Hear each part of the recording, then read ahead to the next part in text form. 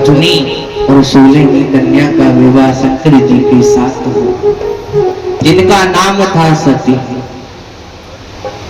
अब विदुर जी कहने लगे, प्रभु ससुर दामाद में इतना वैर कैसे हुआ? आप हमें यह प्रसंग विस्तार से सुनाएं। एतदाख्यायि में ब्रह्मन्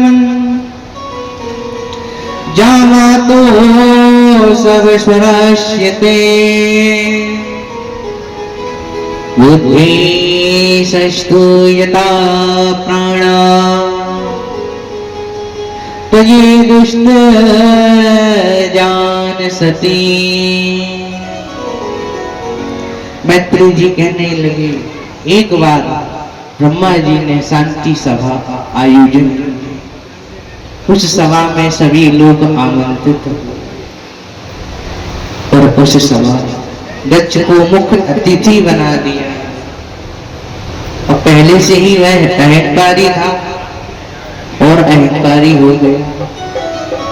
और एक कहावत हुई है, एक तो करेला कड़वा ऊपर से नीम चढ़ा तो फिर और कड़वा हो जाता। पहले से ही अहंकारी था और मुख्य अतिथि बनने से और ज्यादा अहंकारी हो गया। बड़े अधिकार दक्षे जब पावा अति अभिमान हृदय तब भावा नहीं को अस जन्मा जग माई प्रभुता देख जाई मदनाही। संसार कोई भी एक व्यक्ति मुझे गिना जिसको पद मिलने के बाद अहंकार न हुआ, कोई नहीं। दक्ष ज्यादा अहंकारी। सभी लोग उपस्थित हुए लेकिन ये देरी कर रहा। उस समय पर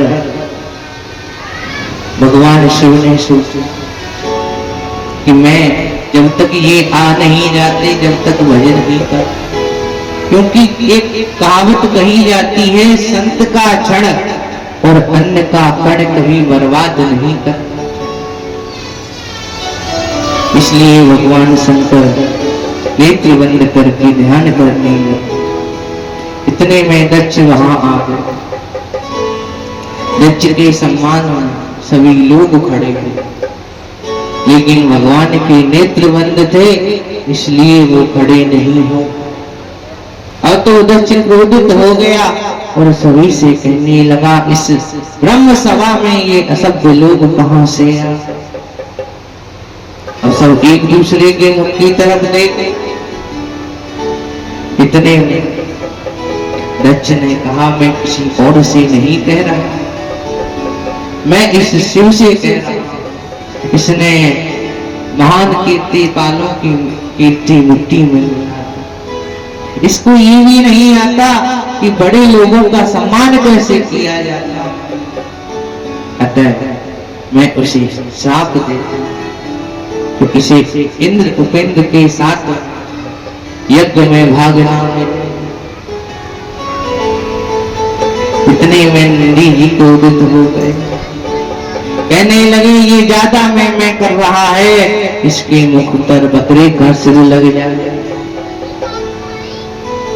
और दक्ष को श्राप देने के बाद इन्होंने नंदी को, इन्होंने ब्राह्मण को भी श्राप दिया। क्योंकि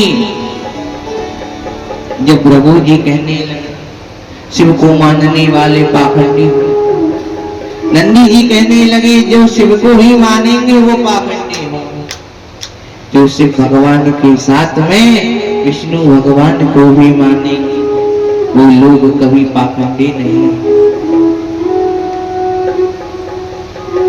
अतः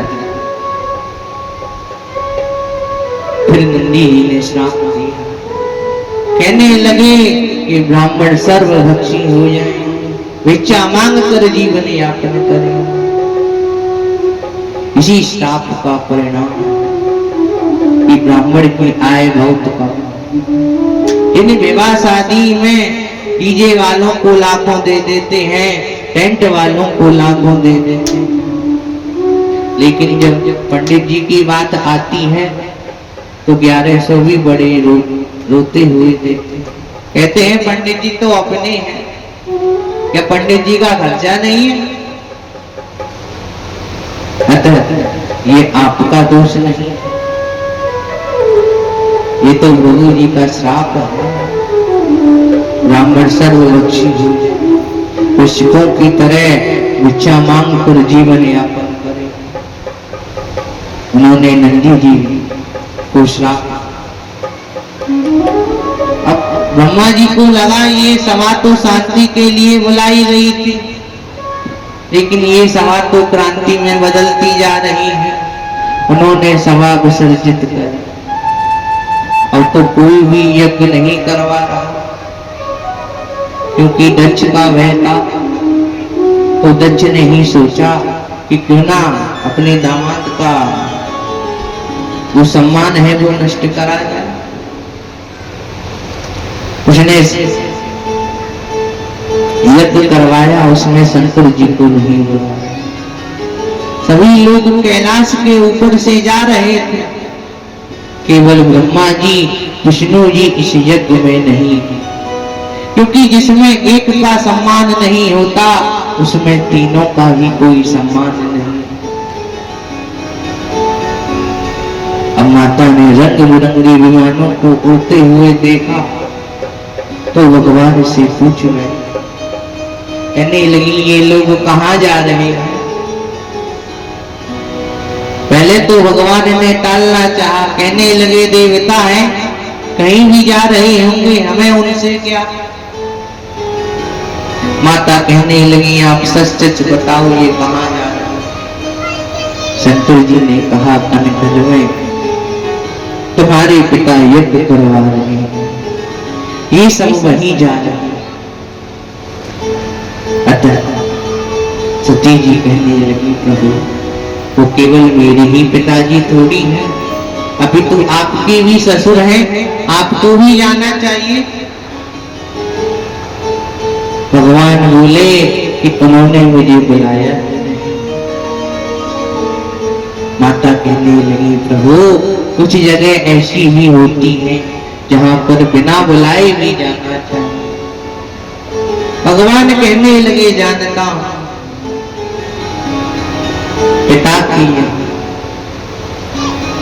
गुरु की यहाँ और मित्र के यहाँ बिना बुलाए जाना चाहिए, लेकिन यदि कोई वहां पर भी हमसे दुखी होकर बैठा हो तो वहां पर नहीं जाना, वहां जाने से कल्याण नहीं होता और विरोध की संभावना हो जाती। तुम्हारे पिताजी ब्रह्म सभा में मुझसे रूठ गए थे, इसी कारण आज वो मेरा अपमान कर रहे हैं, अतः वहां पर मैं भी नहीं जा रहा हूं और तुम भी नहीं जा रहे। माता कहने लगी प्रभु आप मत जाओ, कम से कम मुझे तो चले जाने। कहीं देखा हर जतन हो रही न दक्ष कुमारी,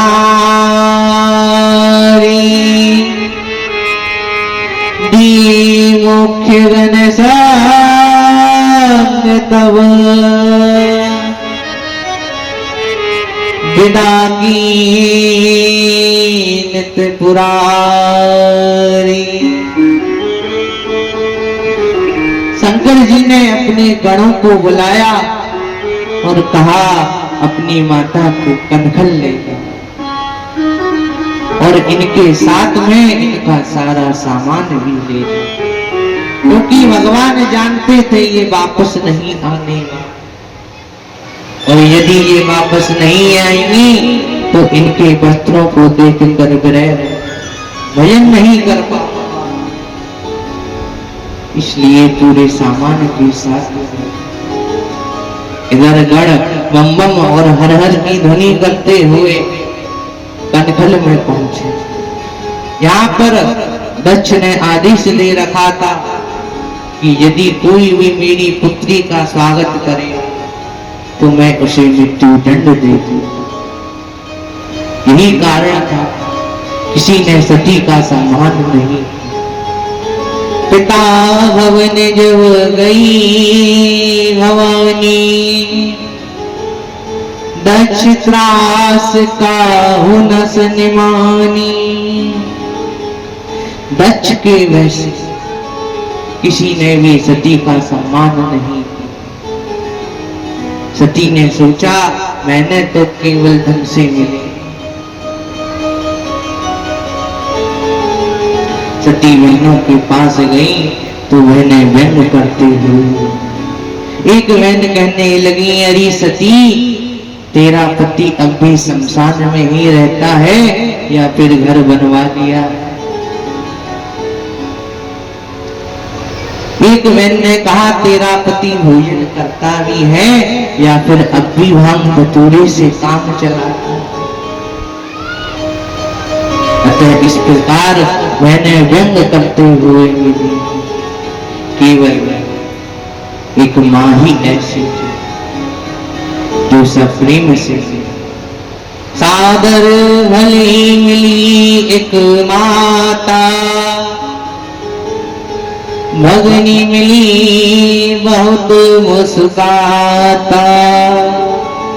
संत कहते हैं केवल माँ ही ऐसी होती है जो बच्चों से सप्रेम और एक स्वभाव से प्रेम करती है। पुत्र कुपुत्र हो सकता है लेकिन माता कभी कुमाता नहीं हो सकती। कुपुत्र जायते कुछ दबी, कुमाता न भवती। सती यज्ञशाला की ओर बढ़ी। सामने से दक्ष आ रहा था। दक्ष ने देखा मेरी पुत्री आ रही है तो रास्ता ही बदल गया। यह देखे दक्ष न कछु पूछी कुशलाता, सती बिलोक जरे सब गाता। सती जी यज्ञशाला में पहुंची तो वहां जाकर देखा भगवान और ब्रह्मा जी का आसन तो है, लेकिन मेरे पति का तो आसन ही नहीं। सबसे ज्यादा दुख तो तब होता है जब अपनी ही अपनों का अपमान करें। अब मैं अपने पति से बैर करके आई हूं, उनके घर नहीं जा सकती, यहां रुक नहीं सकती हूं क्योंकि मेरे पिताजी मेरे पति से विरोध माने। अतः मेरे पास केवल एक ही विकल्प बचा कि मैं इस शरीर का त्याग कर दूं। अतः इस प्रकार सभी को संबोधित करते हुए कहने, सुनहु सभासद सकल मुनिंदा, कही सुनी जिन शंकर निंदा। सो फल तुरत लैभ सब काहू, भली भांति पछताव पिताहू। जिस किसी ने भी शंकर जी की निंदा की है और सुनी है, उन सबको भली भांति फल मिलेगा, चाहे वो मेरे पिताजी ही क्यों ना। अतः जहां पर संत समूह और नारायण का अपमान होना, वहां पर अपना बस चले तो निंदा करने वाले की जिह्वा को काटो, नहीं तो वहां से चले अब वापस जा नहीं सकते। ऐसा नहीं है कि महादेव मुझे अपनाएंगे, नहीं। जब मैं जाऊंगी तो वो अपने मुख से मेरे पिता का ही नाम लेंगे, लेकिन मैं नहीं चाहती कि मेरे पिताजी का नाम मेरे पति लें। इसलिए मैं इस देह का त्याग करता, योगा अग्नि का सहारा।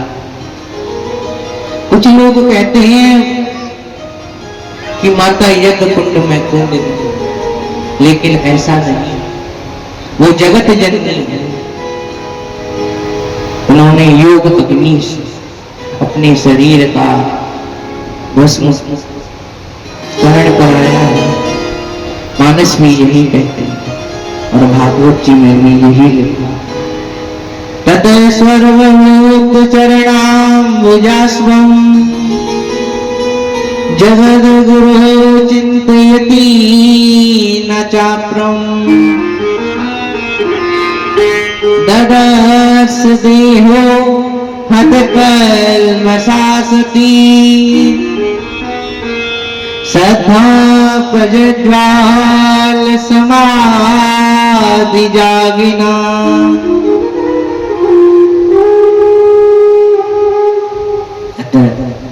योग अग्नि के माध्यम से तुरंत उनका शरीर भस्म हो गया। इधर गणों को पता चला, गण यज्ञ को विध्वंस करने लगे।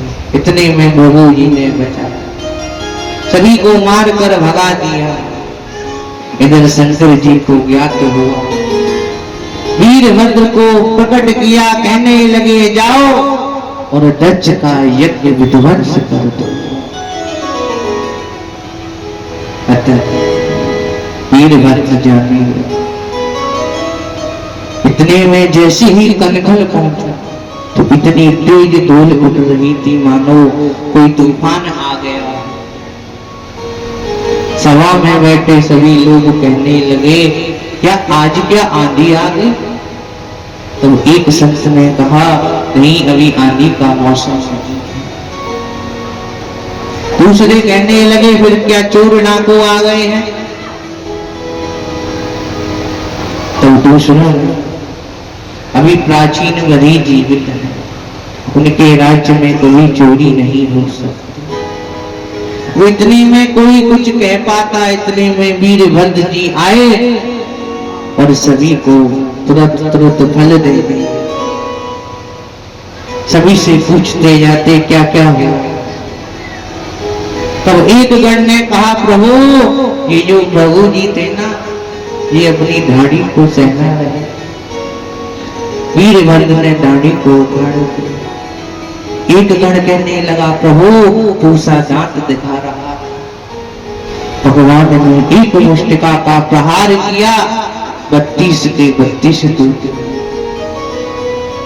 फिर अंतिम में दक्ष को भली भांति फल, उसका सिर तलवार से काटना चाहा, लेकिन तलवार से नहीं काटा। जब जैसे हम लोग गीले तौलिए को निचोड़ते हैं, उसी प्रकार दक्ष के सिर को निचोड़ा और उखाड़ कर। बहुत लोग तो पूर्ण आहुति में नारियल डालते हैं, लेकिन इन्होंने उसके सिर को ही डाला और सब भयभीत हो गए। देवता ब्रह्मा जी के पास गए, कहने लगे, प्रभु रक्षा करो, हमारी रक्षा करो, नहीं तो वीरभद्र हमें नहीं छोड़े।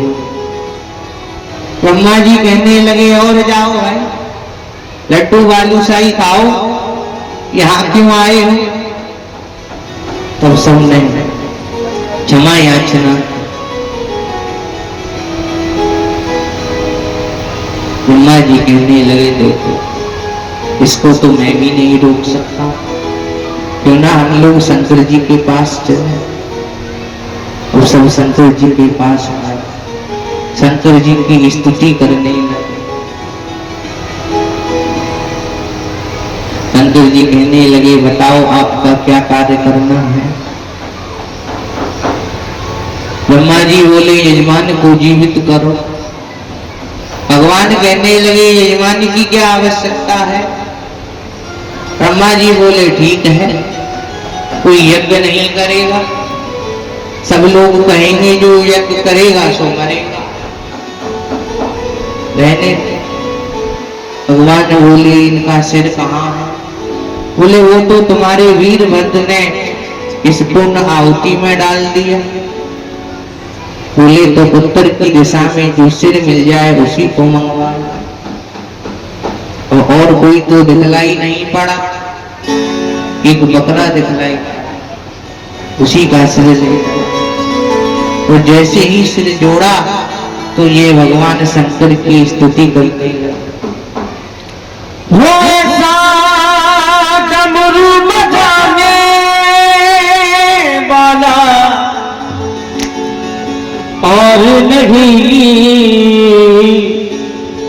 भोलेनाथ से निराला कोई और नहीं, भोलेनाथ से निराला कोई और नहीं, भोलेनाथ से निराला कोई और नहीं।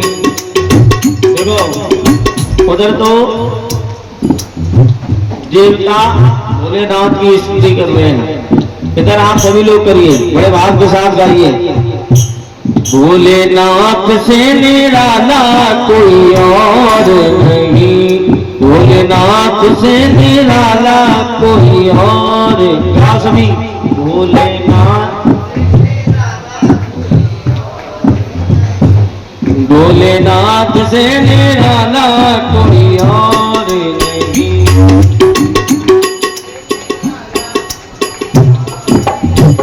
वो ऐसा डमरू बजाने वाला और नहीं, ऐसा डमरू बजाने वाला और नहीं, भोलेनाथ से निराला कोई और नहीं, भोलेनाथ से निराला कोई और नहीं, मेरे बाबा से निराला कोई और नहीं, मेरे बाबा से निराला कोई और नहीं।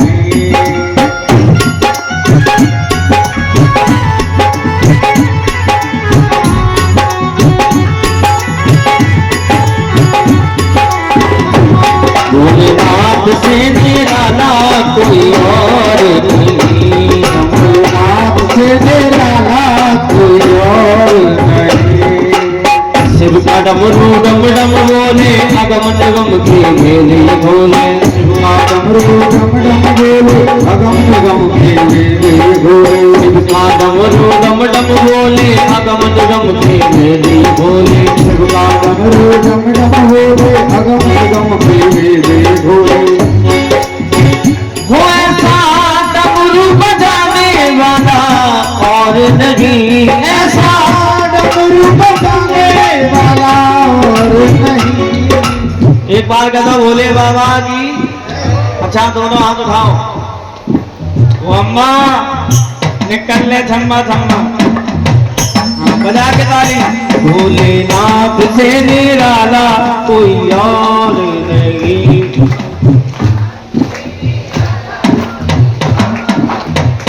देखो कूलर की हवा में कछु लोगों को तो नींद आ जाते है, ठंडी ठंडी हवा मिल रही है, हमारे देखो ये पंखा कैसे मरे मरे चल रहे हैं। हाँ सो उल्टो चल रहा है। भोलेनाथ से निराला कोई और नहीं।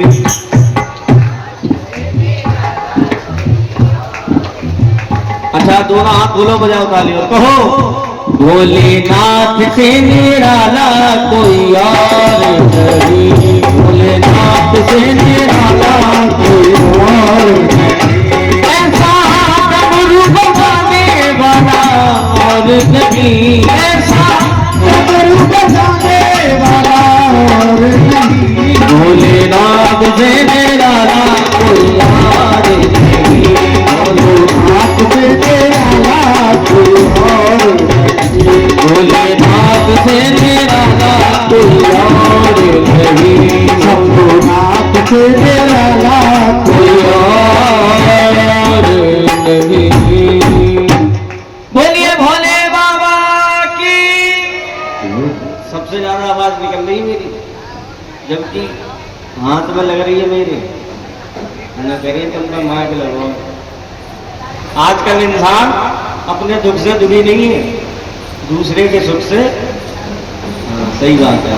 कह दो बाटे बिहारी लाल की।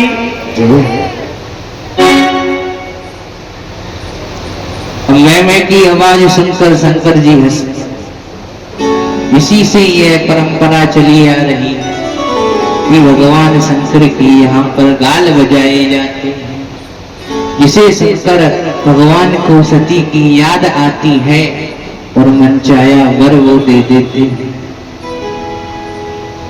उसी समय पर वहां विराट भगवान और यज्ञ भगवान प्रकट हुए। वे कहने लगे, देखो हम दोनों में कोई अंतर नहीं, केवल स्वरूप का अंतर है और कार्य का अंतर है। इनका कार्य कुछ और है, मेरा कुछ और, लेकिन है समान। इसीलिए दोनों का भजन कर सभी ने भगवान की स्तुति की। फिर पूछा, कहने लगा, प्रभु यज्ञ तो होता रहेगा, लेकिन अब लड्डू बालूशाही कैसे खाऊं? जिसके लिए आया था। भगवान बोले, यजमान की यहाँ आए थे, यजमान से कटवाओ। प्रभु जी कहने लगे, प्रभु दाढ़ी पर दाढ़ी सुनी लग रही। भगवान ने बकरी की दाढ़ी उसको लगा, इस प्रकार सफल दिए। भागवत जी पार्वती जी का जन्म और शिव पार्वती विवाह नहीं है, लेकिन 2 श्लोकों में यह पूरा है। तपस्या के लिए गए, पुनः प्राप्ति हुई केवल इतना ही। आगे अधर्म का वर्णन किया गया।